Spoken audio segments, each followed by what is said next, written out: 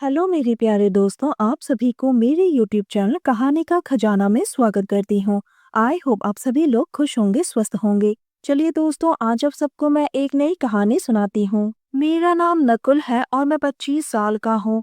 मैं मुंबई में रहता हूँ। मेरे पापा एक बिजनेसमैन है और मम्मी उनके बिजनेस में हाथ बटाती हैं। हमारा घर बहुत बड़ा होने के कारण घर में काम काज करने के लिए एक नौकरानी भी आती है। उसका नाम कजरी है, जो झारखंड से है। उसका पति फैक्ट्री में चौकीदार का काम करता है। वो मेरी ही उम्र की होगी और वो 2 बच्चों की माँ भी है, लेकिन उसके बावजूद भी वो दिखने में काफी खूबसूरत है। कहीं से भी वो नौकरानी नहीं लगती है। कजरी सुबह के 6 बजे ही काम पर आ जाती थी। वो आते ही घर का सारा काम करने लग जाती थी। एक दिन घर में मम्मी पापा नहीं थे। वो दोनों नानी के घर गए हुए थे। मेरी एक आदत है कि मैं रात को नहाकर सोता हूँ। मैं नहा धोकर तौलिया पहनकर ही सो गया। सुबह के 6 बजे कजरी मेरे घर आई। मम्मी ने पहले ही उसे घर की चाबी दे रखी थी, इसलिए मुझे पता भी नहीं चला कि कब कजरी आई और मेरे कमरे की सफाई करके चली गई। जब मेरी आंखें अचानक से खुली तो मैंने देखा कि कजरी मेरे कमरे से दूसरे कमरे में चली गई। मैं सोचकर शर्मा गया। क्या उसने मुझे तौलिए में देख लिया? पता नहीं वो मेरे बारे में क्या सोचती होगी। मेरी तो सारी इज्जत मिट्टी में मिल गई।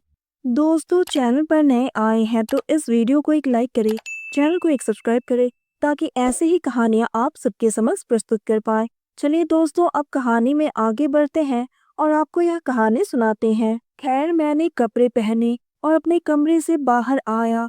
देखा कजरी किचन में काम कर रही थी। थोड़ी देर बाद मैं फ्रेश होकर डाइनिंग हॉल में गया और मैंने कजरी से नाश्ता मांगा। उसने मुझे नाश्ता दिया और मैं चुपचाप खाता रहा। मैंने धीरे से कजरी को पूछा, क्या तुमने मेरी कमरे की सफाई कर दी? कजरी ने कहा, हाँ नकुल बाबा, कर दी। मैंने कहा, कब? उसने कहा, जब आप सोए हुए थे। मैं शर्म से लाल हो गया। मैंने उससे कहा, मेरे कमरे में आने से पहले तुम्हें दरवाजा नॉक करके तो आना चाहिए था। उसने कहा, क्यों? पहले कभी मैं आपके कमरे में दरवाजा नॉक करके नहीं जाती थी। आप पहले कितने बार सोए रहते थे और मैं आपके कमरे की सफाई कर देती थी। फिर आज मैं क्यों आपके कमरे में नॉक करके जाती? मैंने सोचा वो ठीक ही तो कह रही हैं। कजरी ने कहा, एक बात कहो नकुल बाबा, बुरा तो नहीं मानोगे? मैंने कहा, बोलो क्या बात है? उसने कहा, आप बिना शर्ट के बहुत ही हैंडसम दिखते हो, एकदम किसी फिल्मी हीरो जैसे। आपने बहुत अच्छी बॉडी बना रखी है। ये सुनकर मैं एकदम से चुप हो गया। मैं अचानक से उठा और अपने कमरे में चला गया। उसके बाद मैंने कजरी को अपने कमरे में बुलाया। मैंने उससे पूछा, तुम क्या कर रही हो? उसने कहा, वो मैं बर्तन साफ कर रही थी। मैंने कहा, तुम वो काम छोड़ो और मेरे पास आकर बैठो। मेरा बदन बहुत दर्द कर रहा था। क्या तुम मेरी मालिश कर दोगी? वो मेरे बगल में मेरे बिस्तर पर बैठ गई। बोली, हाँ नकुल बाबा, क्यों नहीं, आप लेट जाओ, मैं आपकी अच्छी तरह से मालिश कर देती हूँ।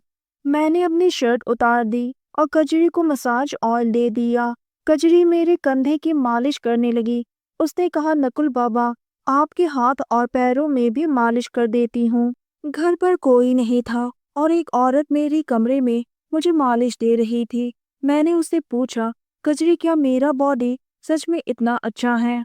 तो उसने मुस्कुराते हुए कहा, ऐसी बॉडी पर तो कोई भी लड़की फिदा हो जाए। आपकी गर्लफ्रेंड शायद आपसे बहुत प्यार करती होगी।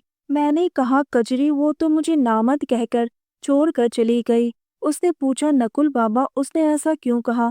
तो मैंने कहा, हम दोनों रिश्ते में थे और मैं उसे वो खुशी नहीं दे पा रहा था जो वो चाहती थी, इसलिए उसने मुझे छोड़ दिया। कजरी ने कहा, नकुल बाबा, मुझे तो आप एकदम परफेक्ट लगते हो।